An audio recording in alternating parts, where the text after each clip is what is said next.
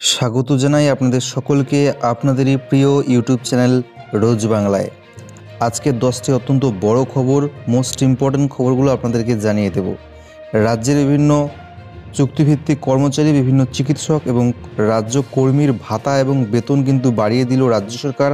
বহু পদে ভাতা বেড়ে হচ্ছে দ্বিগুণ। এছাড়াও রাজ্যের পথশ্রী প্রকল্প নিয়ে নজিরবিহীন সাফল্য রাজ্যের মমতা বন্দ্যোপাধ্যায় সরকার। যদি আপনার ব্যাঙ্ক অ্যাকাউন্ট থাকে তাহলে কিন্তু একেবারে নতুন নিয়ম চালু হতে চলেছে আজ থেকে। অবশ্যই আপনাকে জানতে হবে, নাহলে টাকা লেনদেনে আপনিও পড়তে পারেন সমস্যায়। এছাড়াও বাড়িতে রান্নার গ্যাস থাকলে এলপিজি গ্যাস সিলিন্ডার নিয়ে একটি বিরাট বড় নতুন আপডেট থাকছে আপনাদের জন্য, রাজ্যবাসীর জন্য।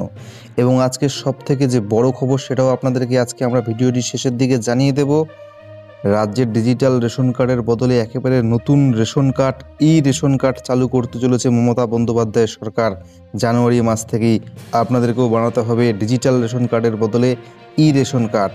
কী কী সুবিধা পাবেন, কীভাবে পাবেন, কি এই রেশন কার্ড জানিয়ে দেব আপনাদেরকে। এছাড়াও রাজ্য রাজনীতি থেকে বড় বড় কয়েকটি খবর আপনাদেরকে জানাবো। শেষ অবধি থাকবেন, জানতে থাকুন, দেখতে থাকুন আপনাদের প্রিয় রোজ বাংলা ইউটিউব চ্যানেল। নতুন এসে থাকলে সাবস্ক্রাইব করে বেল আইকনে ক্লিক করে দেবেন, তাহলে আমাদের খবরগুলো আপনি প্রত্যেক দিন সবার প্রথমে দেখতে পারবেন। আর অবশ্যই একটি লাইক করবেন, শেয়ার করে অন্যকে জানতে সাহায্য করবেন। শুরু করব আজকের বিস্তারিত খবর। প্রথম বড় খবরটি জানিয়ে দেব আপনাদেরকে। ফের বিতর্কিত মন্তব্য করে বসলেন রাজ্য বিজেপির সভাপতি দিলীপ ঘোষ। ছোট থাকতেই অস্ত্র ধরেছিলেন রাম, হিন্দু যুবকদের তাই অস্ত্র হাতে তুলে নেওয়ার পরামর্শ দিলেন দিলীপ ঘোষ। বিতর্কিত মন্তব্য করলেন বিজেপির রাজ্য সভাপতি। পশ্চিম মেদিনীপুরে হিন্দু জাগরণ মঞ্চের সভায় তিনি বললেন, মা বোনেদের সম্মান রক্ষা করতে হিন্দু যুবকদের এবার অস্ত্র হাতে তুলে নিতে হবে। ভারতের সংবিধান সেই অধিকার দিয়েছে বলেও জানান দিলীপ ঘোষ। মেদিনীপুরে এদিন বিজেপি রাজ্য সভাপতি বলেন, ভগবান রাম খুব কম বয়সে অস্ত্র হাতে তুলে নিয়েছিলেন। মা বোনেদের সম্মান রক্ষার্থে হিন্দু যুবকদের এবার সংগঠিত হতে হবে, তুলে নিতে হবে হাতে অস্ত্র। যদি দরকার পড়ে অস্ত্র ধরতে হবে তার জন্য। সংবিধান আমাদের সেই অধিকার দিয়েছে। আমাদের ধর্ম, গৌরব এবং জীবন রক্ষার্থে অস্ত্র হাতে তুলে ধরা বেআইনি নয়। সেটাই করব আমরা, প্রতিশোধ নেব, তারপর থানায় যাব। বিতর্ক খাড়া করা দিলীপ ঘোষের প্রায় রোজকার কাজ হয়ে দাঁড়িয়েছে। এর আগেও দলের কর্মীদের উদ্দেশ্যে একবার তৃণমূলকে জবাব দিতে সঙ্গে লাঠি সোঁটা সঙ্গে রাখার পরামর্শ দিয়েছিলেন তিনি। তা সোশ্যাল মিডিয়ায় পোস্ট করা ছবিতে বড় করে লেখা ছিল বদলা শব্দটি। সৌজন্যের রাজনীতির ছায়াও মারান না দিলীপ ঘোষ। সময়ে সময়ে কুকথা তো বলেই চলেছেন তিনি। নজর রাখবো পরের বড় খবরটির দিকে। সরকার সিদ্ধান্ত না নিলে এবার বিরাট বড় পদক্ষেপ, হুঁশিয়ারি দেশের কৃষক ভাইদের। কেন্দ্রের 3টি কৃষি আইন নিয়ে এখনও কোনো রফাসূত্র মেলেনি। দিল্লির সিংঘু সীমান্তে আন্দোলন চালিয়ে যাচ্ছে বিভিন্ন প্রান্তের কৃষক ভাইয়েরা। 4 জানুয়ারি আবার এই বিষয়ে কেন্দ্রের সঙ্গে আলোচনায় বসার কথা রয়েছে কৃষকদের। আর তার আগেই শুক্রবার হুঁশিয়ারি দিলেন কৃষক সংগঠনের নেতারা। জানিয়ে দিলেন, সোমবারের বৈঠকে কোনো সিদ্ধান্তে সরকার না এলে তারা কৃষক ভাইয়েরা বিরাট বড় পদক্ষেপ করবেন এবার। কেন্দ্রীয় কৃষিমন্ত্রী নরেন্দ্র সিং তোমর যদিও দাবি করেছেন যে ষষ্ঠ বা 6 নম্বর বৈঠকে সমস্যার 50% সমাধান হয়ে গিয়েছে। যদিও কৃষি আইন প্রত্যাহারের বিষয়ে এখনও কিছুই এগোয়নি। আর তাই পরবর্তী বৈঠকের আগে কৃষক নেতারা কড়া ভাষায় জানিয়ে দিলেন, এবার সমাধান না হলে আগামী 6 জানুয়ারি বিরাট বড় পদক্ষেপ করবেন তারা। ভারতীয় কিষাণ ইউনিয়ন এর সদস্য যুদবীর সিং বলেছেন, সরকার কৃষকদের গুরুত্বই দিচ্ছে না। শাহিনবাগ আন্দোলনকারীদের সরকার সরিয়ে দিতে পেরেছিল, তারা ভাবছেন আমাদের সঙ্গেও একই কাজ করতে পারবে, কিন্তু সেই দিনটা কখনোই আসবে না। 4 জানুয়ারি সরকার যদি সিদ্ধান্ত না নেয় তাহলে কৃষকদেরই সিদ্ধান্ত নিতে হবে। হুঁশিয়ারি দিয়ে কৃষক নেতারা জানিয়েছে, রফা না মিললে হরিয়ানায় সব টোল প্লাজা ফ্রি থাকবে, সমস্ত পেট্রোল পাম্প, মল বন্ধ করে দেওয়া হবে। এছাড়া হরিয়ানা রাজস্থান সীমান্তে যে আন্দোলন চলছে তার আরও বিস্তার ঘটানো হবে যদি কোনো সমাধান না বের হয় সেদিন। প্রসঙ্গত, ইতিমধ্যে সরকারের সঙ্গে 6টি বৈঠক সেরেছেন কৃষকেরা, যদিও প্রথম 5টি বৈঠকে কোনো সমাধানই হয়নি। ষষ্ঠ বৈঠকের পরে কেন্দ্রীয় কৃষিমন্ত্রী বলেছেন, কৃষকদের 2টি দাবি মেনে নেওয়া হয়েছে। যদিও কৃষি আইন বাতিল না হওয়া অবধি কৃষক ভাইয়েরা নিজেদের লক্ষ্যে অনড় থাকবেন বলেই জানাচ্ছেন কৃষক ভাইয়েরা। রাজ্য রাজনীতির পরের বড় খবরটি জানবো আমরা। বিজেপির সঙ্গে কি ডিল হয়েছে বলছি। ভাইকে বিজেপিতে সামিল করে বললেন শুভেন্দু অধিকারী। শুভেন্দু অধিকারী যেদিন বিধানসভা থেকে ইস্তফা দেন, প্রবীণ তৃণমূল সাংসদ সৌগত রায় বলেছিলেন ও আগেই মনস্থির করে রেখেছিল যে বিজেপিতে যাবে। বিজেপির সঙ্গে কী ডিল হয়েছে শুভেন্দু অধিকারীর কে জানে।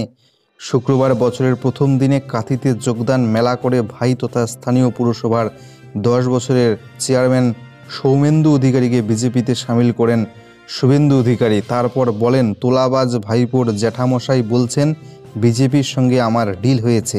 কি ডিল হয়েছে তাহলে বলছি। শুভেন্দুবাবু বলেন, ডিল হয়েছে প্রতি বছর স্কুল সার্ভিসের পরীক্ষা হবে, ছেলেমেয়েরা চাকরি পাবে। প্রতি বছর টেট পরীক্ষা হবে। 2,000-4,000 টাকার ঠিকা কাজের বদলে বাংলা ছেলেমেয়েরা সরকারি চাকরিতে ভদ্রস্থ মাইনে পাবেন। ঢপের চপ স্বাস্থ্যসাথী প্রকল্পের পরিবর্তে রাজ্যে আয়ুষ্মান যোজনার বাস্তবায়ন হবে। 73 লক্ষ কৃষক বছরে 6,000 টাকা করে পাবেন। বাংলায় সুশাসন কায়েম হবে, এমনটাই এদিন ঘোষণা করেছেন শুভেন্দু অধিকারী। তৃণমূলকে এদিনও পিসি ভাইপোর পার্টি বলে সমালোচনা করেন শুভেন্দু অধিকারী। সেই সঙ্গে বলেন, তোলাবাজ ভাইপো বলেছিলেন ব্যারাকপুরে অর্জুন সিং জিতলে রাজনীতি ছেড়ে দেবেন। আবার বাঁকুড়ার বড়জোড়ায় গিয়ে বলেছিলেন সৌমিত্র খাঁ লোকসভা ভোটে জিতলে তিনি রাজনীতি ছেড়ে দেবেন। একটা পঞ্চায়েতে জিতে দেখা সৌমিত্র খাঁ এমনও তিনি জানিয়েছিলেন। পারলে রাজনীতি ছেড়ে দেব, এমনটাই জানিয়েছিলেন তিনি। তাহলে এখনও ছাড়েননি কেন ভাইপো রাজনীতি, এমনটাই কিন্তু শুভেন্দু অধিকারীর কটাক্ষ। শুভেন্দুর ঘনিষ্ঠ সূত্রের মতে সৌমেন্দু হয়তো এখনই বিজেপিতে যোগ দিতেন না, হয়তো আর কিছুদিন পরে তা করতেন, কিন্তু তাকে সরকার কাঁথির প্রশাসক পদ থেকে সরিয়ে দেওয়ার পর এখনই বিজেপিতে যোগ দেওয়া অনিবার্য হয়ে ওঠে। তাই ভাইকে বিজেপিতে টেনে শুভেন্দু অধিকারী এদিন বলেন, বিজেপি নেতৃত্বের উদ্দেশ্যে বলছি, কাঁথি দক্ষিণ আসনটা 21-এর ভোটের খাতায় লিখে রাখুন। এটা জিতে গেল বিজেপি। এছাড়াও তিনি বলেছেন, শনিবার হলদিয়ায় সভা করব, সেখানেও যোগদান হবে। 30শে জানুয়ারির মধ্যে এমন পরিস্থিতি করব যে বিজেপি এখানে 100% আসনে জিতবে, আর তৃণমূল বাড়ি বাড়ি গিয়ে ভোটার স্লিপ দেওয়ার লোক পাবে না। আপনারা জানেন এখন কিন্তু সকলকে ডিজিটাল রেশন কার্ড তৈরি করতে হচ্ছে। অনেকের কাছে হয়তো আপনাদের ডিজিটাল রেশন কার্ড রয়েছে, যাদের নেই ইতিমধ্যে আপনারা আবেদন করেছেন। এবং এই রেশন ব্যবস্থা নিয়ে রাজ্যে একেবারে নতুন নিয়ম আসতে চলেছে। এবার কিন্তু ই রেশন ব্যবস্থা চালু হতে চলেছে রাজ্যে। ই রেশন কার্ড আপনারা এবার পাবেন, বানাতে হবে ই রেশন কার্ড। একদিকে ডাক সমস্যা এড়ানো, অন্যদিকে ভুয়ো গ্রাহককে বাদ দেওয়া, এই জোড়া লক্ষ্যে ই রেশন কার্ড পরিষেবা শুরুর সিদ্ধান্ত নিল রাজ্য সরকার। পাশাপাশি ডিজিটাল রেশন কার্ডের পরিষেবাও চলবে বলে জানা গিয়েছে।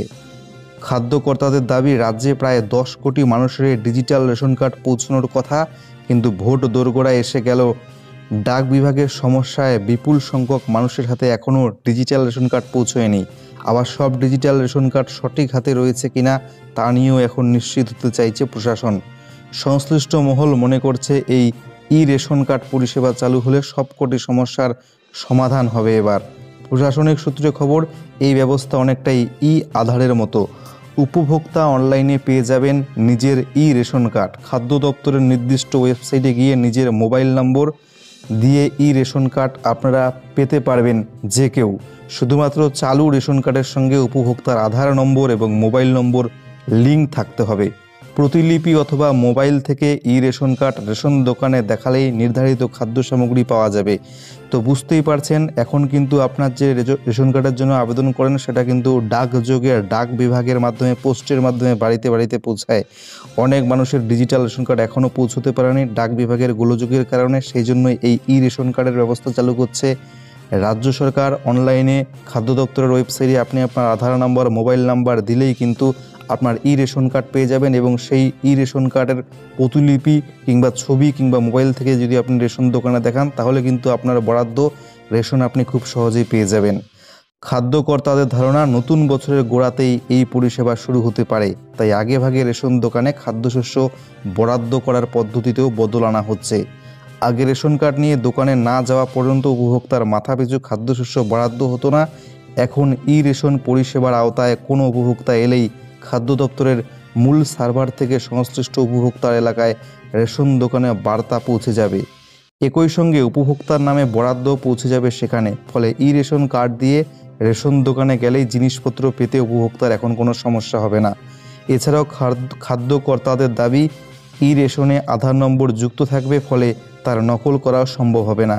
তাছাড়া কিউআর কোড থাকায় কার্ডের সুরক্ষা আরও বাড়বে। পাশাপাশি নির্দেশিকা দিয়ে অন্যান্য কার্ডের মতোই ই রেশনকে বৈধতা দেওয়ার পথে হাঁটবে সরকার। ফলে আপনি নথিপত্র হিসাবেও এই ই রেশন কার্ডকে ব্যবহার করতে পারবেন, কোনো রকম বাধা বা সমস্যা হবে না।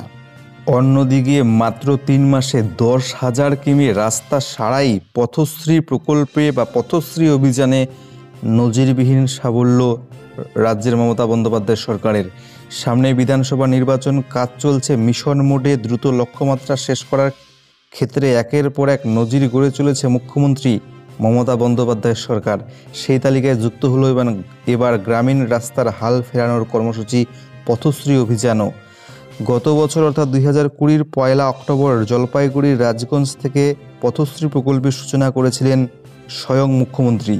গোটা রাজ্যে 15,000 কিলোমিটার সড়ক মেরামতির লক্ষ্যমাত্রাও বেঁধে দেওয়া হয়েছিল। এর মধ্যে গত 31শে ডিসেম্বর পর্যন্ত মেরামত ইতিমধ্যেই করে ফেলেছে রাজ্য সরকার 10,000 কিমি রাস্তা।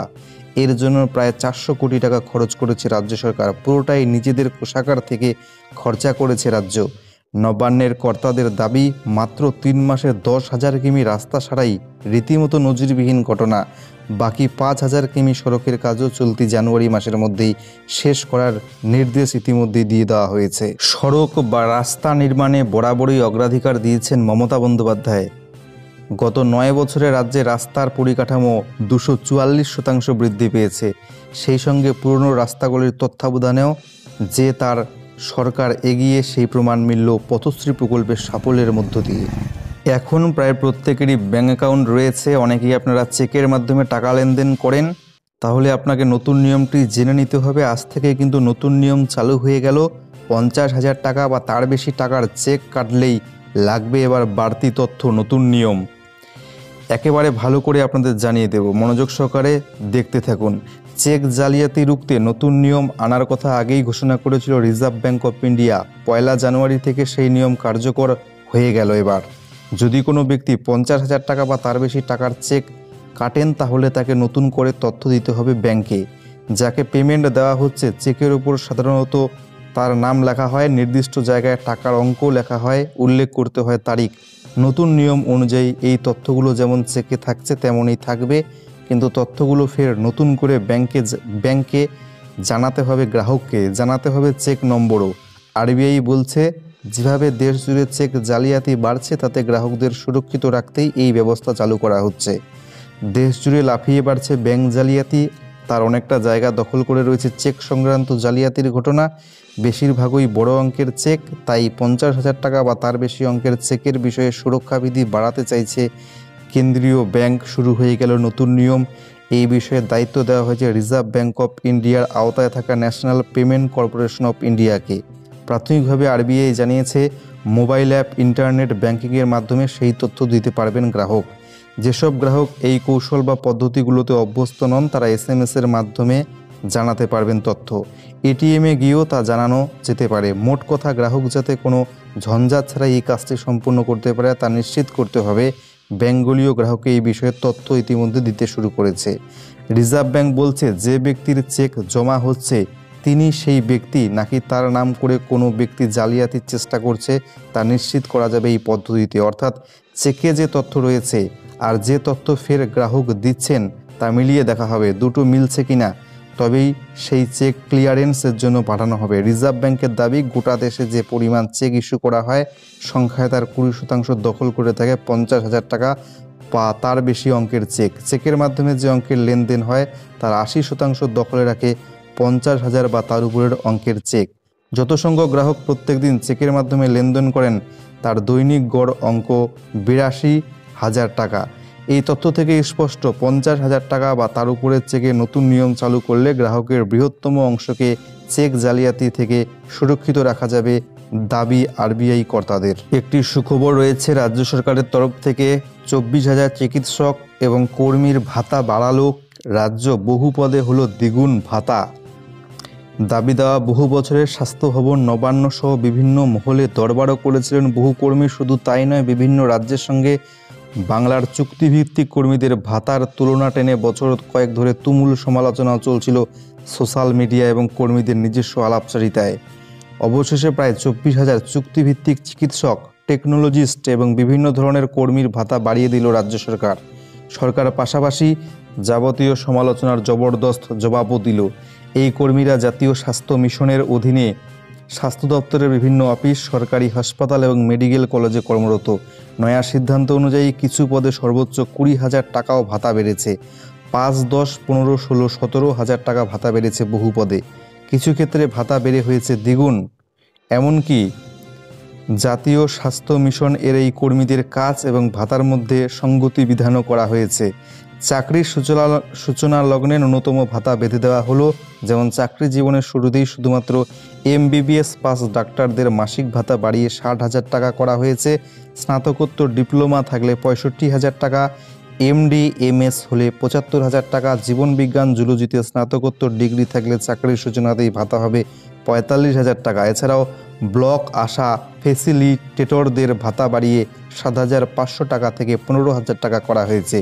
তো চতুর্থ শ্রেণীর অফিস অ্যাসিস্ট্যান্টদের ভাতা 5,000 টাকা থেকে বাড়িয়ে করা হয়েছে 10,000। আজকের সর্বশেষ খবরটি আপনাদেরকে জানিয়ে দেব। বছরের প্রথম দিকেই রান্নার গ্যাসের দাম বাড়ল, চিন্তায় মধ্যবিত্ত।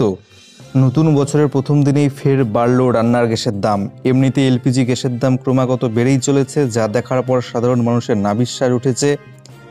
বছরের প্রথম দিন রান্নার গ্যাসের দাম বাড়ল সরকারি তেল সংস্থাগুলো। ডিসেম্বর মাসেই রান্নার গ্যাসের দাম প্রায় 100 টাকা বাড়ানো হয়েছিল। অন্যদিকে 14.2 কিলো ভর্তুকিবিহীন গ্যাস সিলিন্ডারের দাম এবার বাড়ানো হয়নি, তবে কমার্শিয়াল গ্যাসের দাম কিন্তু বাড়ানো হয়েছে।